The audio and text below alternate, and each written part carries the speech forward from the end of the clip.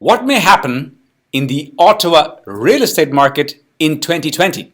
If you'd like to find out, please hang around.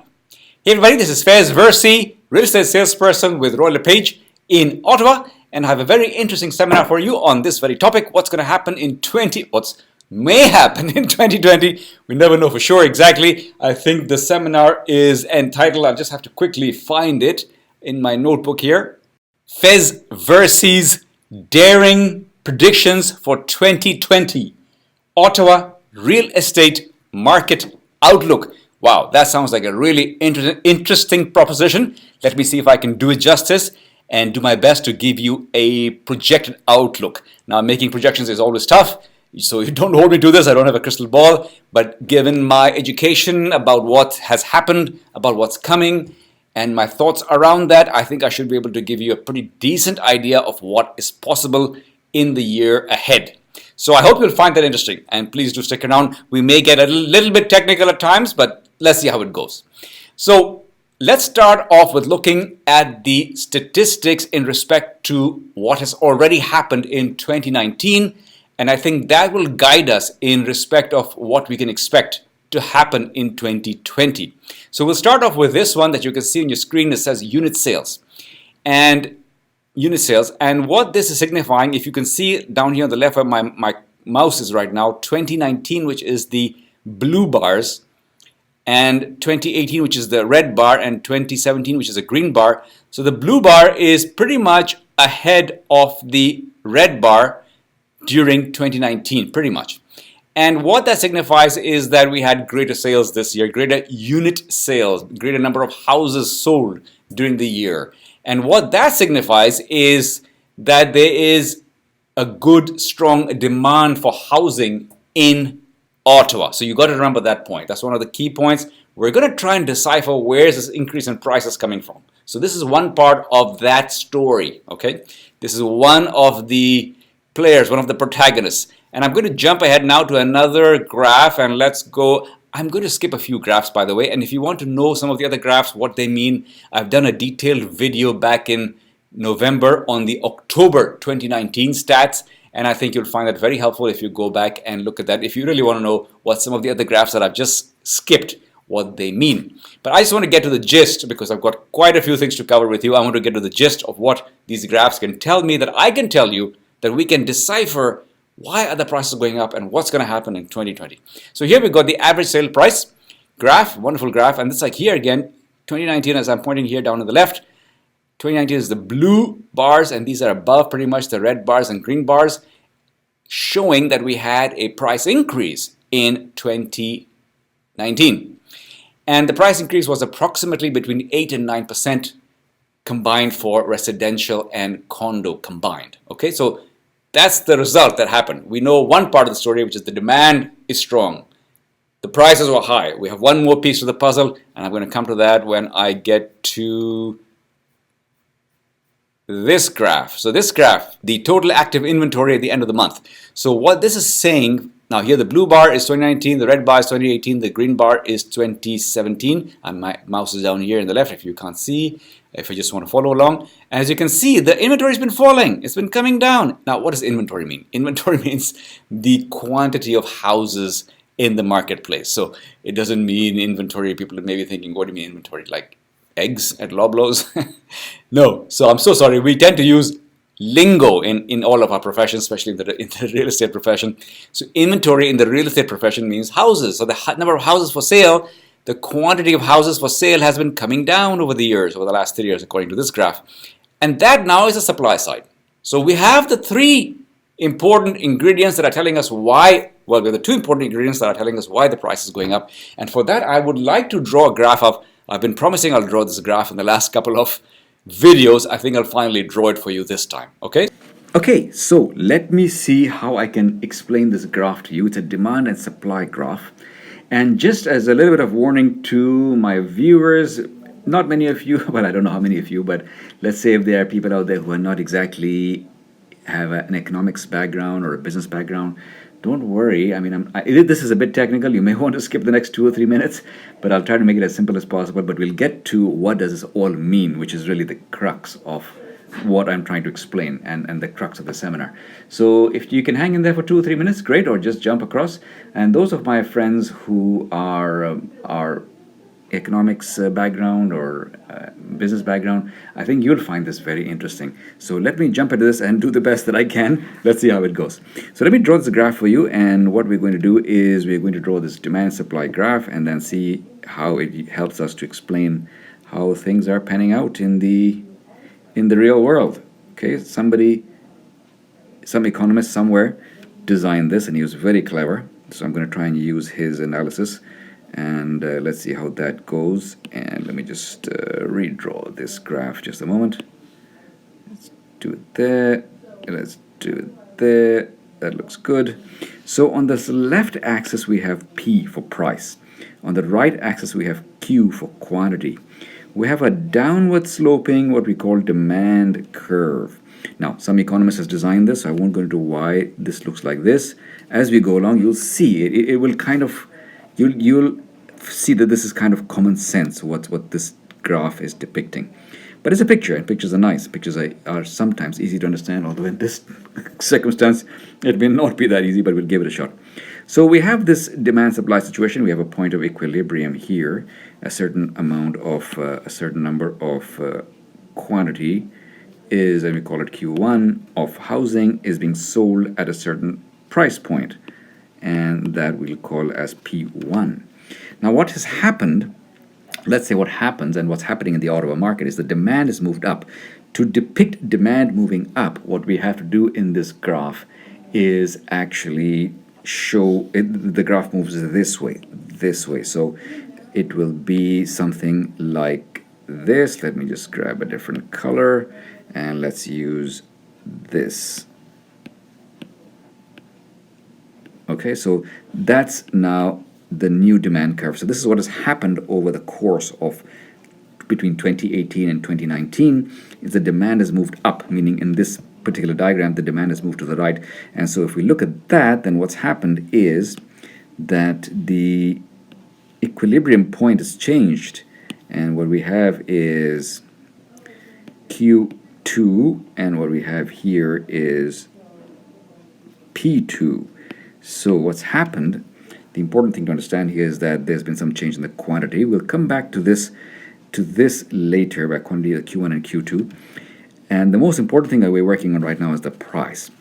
The quantity can be indeterminate, as you'll see, but that's not a big issue right now. We're working on the price. The price has moved up, and that is absolutely critical for you to note. Now, what the other part that's happened in this equation in Ottawa over the last 18 months or so is that the supply has moved down. Now, remember, I've shown you these graphs previously. If you go back to my last few minutes, I've shown you how demand has moved up. That was the first graph. And then I showed you how supply has moved down. That was, I think, my third graph where I talk about inventory being lower. So supply moving down means that this curve moves to the left. And that's just the way the economists decided that that's how it's going to work. So let's just say it moved down somewhere into this range. Okay, and then we have here a new equilibrium point. I'm going to draw that down here. And we're going to call it, this is Q3, let's call it. And then off to the left here is the price point, which is the critical thing. And we have P3.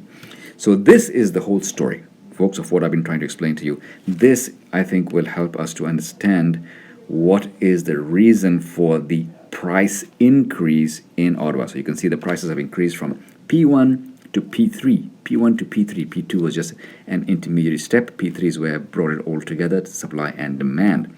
So I hope that is reasonably understandable. Okay? The critical takeaway from here is that because of the increase in demand, because of the decrease in supply, therefore the prices have moved up. Okay, so that is the key takeaway, and let me leave this graph here.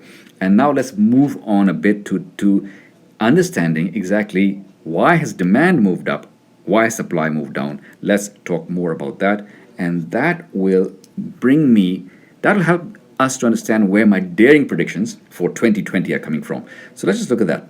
And we're going to get into that. So what are we going to get into? The critical components here is that demand has moved up. Oops, demand has moved up. Supply has moved down. And therefore prices have moved up. Let's get more into this discussion so we can understand what I'm talking about. When what I'm talking about is that it looks like 2020 will be more of a repeat of 2019 where prices should go up. But let's just get a bit more into that in just a moment. Okay, friends, so I just want to now take you quickly into what is causing demand to go up and what is causing supply to come down. So let's take a look at that. Demand, the first element of demand is the fact that we are having a job growth in Ottawa. So let me just see if I can go to this website here. This is StatScan. Let's find Ottawa, Gatineau, Ontario part. Okay, so this is looking at December 2018 to December 2019. I think that's a pretty good approximation for what I'm talking about. And where did we go again? Here we are. So the jobs have grown from 582,000 to 641,000. That shows you that jobs are growing. That's the first thing. And when jobs grow, it tends to increase the population as well. And they are sort of interrelated, but that's sort of what we see. So let me go here. And this is now the City of Ottawa website. And I see here they're saying back in 2011, Ottawa had a population of 883,000. And just recently I've seen that the population has grown to reaching the 1 million mark here in June of 2019. So you can see we have a population growth. In fact, I jumped into one of the articles there, and it's very interesting, the projections. So this article was probably done way back in 2006, and they were pretty accurate. If am I right? Was it done in 2006? It should have been based on no, it couldn't have been done back then. It was done probably some years ago, or I'm not sure because I can't see exactly the date. But anyways, just the interesting thing is look at this projected growth here in population. The blue line is population, the red line is employment along with it. So these are very strong indicators that the demand will continue to grow. And this is what is causing the demand to grow. And the third point, according to me, is the Canadian interest rates. Now, unfortunately, here on the Bank of Canada website, the furthest I can go back is 10 years. So I'm just going to do a quick drawing for you. If you've been around in looking at these things over the last 10 years, this is what you will have seen. Draw the interest rate chart for the last, let's say, 25 to 30 years, just to make a quick approximation. Let's say this was 1990, let's just say, or maybe even 81. Let's just change that to 1981, and this is now 2020, and interest rates have pretty much been, coming down. They came down very low, and then it's kind of hanging around over here. So this is what it means when I say interest rates are low. So back here, maybe it was 21% back in 1981, and today the borrowing rate is 1.75%. So interest rates have come down, as you can see, and that's made housing more affordable for people. And traditionally, I would say the average approximately of this whole era in the past, the average interest rates have been around 6%. And so we're still in a low interest rate environment, and that also makes it a very good time for people who are considering to buy, to get in, utilize this aspect of having low interest rates, which is, I would like to use the word cheap money, but we have to be careful with that. Nothing is cheap, nothing is free, there's a cost to it, but it's low compared to what was there in the past. So there you go. Those are my three factors for demand, which is, as I said, that jobs have been growing, and then we've had population also growing, and interest rates are low. And in my view, this is what's driving demand, has been driving demand in 2019, and this is probably what's going to continue in 2020. Let's look now at the supply side. The reason for the supply being low is quite simply that we real estate salespeople are selling off the inventory meaning the housing, up pretty fast, and that's why the supply is low. So that is essentially the reasons for why I think we will be seeing a continued increase in prices in 2020. Okay, so we're back, and to summarize again, my great, what was that? There was something great, daring. Oh, okay, Faiz versus daring. So my daring prediction for 2020, to summarize, is that the housing prices will continue to rise, possibly again in the range of 8 to 9% for this year. So what does that mean? What does that mean for buyers? What does it mean for sellers? So let me deal with buyers first. Mr. Buyer, first of all, I should say that buying is not necessarily the best option for everybody. There's always exceptions. And generally though, speaking generally, buying is a good thing. It will increase your wealth over time. And what I would suggest is, ideally, Mr. Buyer, you want to come in and sit with me and we can have a discussion where I can give you a tailored response. So right now I'm just talking general to the 8 billion people out there, because this will be on the internet. So the thing is, Mr. Buyer, the general answer is buy property. And I'm talking to Ottawa. I don't know much about Toronto, Montreal, or Vancouver, or other places, but we are a national company. If anybody needs information in any other city, I can help you. I mean, through my LePage contact base, and also through my whole entire real estate contact base, real estate salesperson contact base. So talking to Ottawa, which is a city I'm familiar with, is that I'll do a seminar at some point to talk about the 60-year history, which is very, very telling. It shows you that the reversals are not common, very few. So few that really one doesn't worry about those things. So if you're a buyer and you're going to hold it for long term, just buy, please. Buy today. Okay, that's the simple answer. The more detailed answer would be, if you come and sit with me, we can do a nice discussion around that topic. And similarly for the seller, look for the seller again. Should you sell? Should you not sell? Yes, we need to look at that. Sometimes you shouldn't be selling. Okay, so we need to consider that. And again, that will come out from, come and sit with me, we'll have a discussion so that I can tell you what is the route that you need to go. But if it turns out that you need to sell, and people sell for various reasons, because there are things that are happening in people's lives, a divorce, or a downsizing of a family, or family is growing, a new baby is born, you need to buy up in the market, or job transfers and so on. So there's lots and lots of reasons why people need to sell, and in a rising market it's the best time to do it. But still, you need to balance off with everything else that's going on in your life, and it would be highly recommended. I highly recommend that please come and sit with me, and then we can go through a discussion, and then you can have a good answer. As I say in life, the person with the strategy wins. So should I buy, should I sell is just a general question. What you really need is a strategy around that question, and I can help you with that. So folks, that brings me to the end of my seminar. I hope you found it useful. I hope so. And if you did, please do give me a like. I would love that. And also please share with your friends. I think a lot of people will find, I think so, a lot of people should find this information helpful. And as well, what else? Subscribe. Yes, if you find a button that says subscribe, please do subscribe. I hope to keep in touch with you throughout the rest of the year. And folks, I've thrown a lot of things at you. If you have questions, by all means put them in the question areas below, or wherever you find it on this page. Otherwise, I'm always available for a question. You can call me or email me, however you'd like to contact me. I would be delighted to be of help. And so, until I see you again, take care. Bye-bye.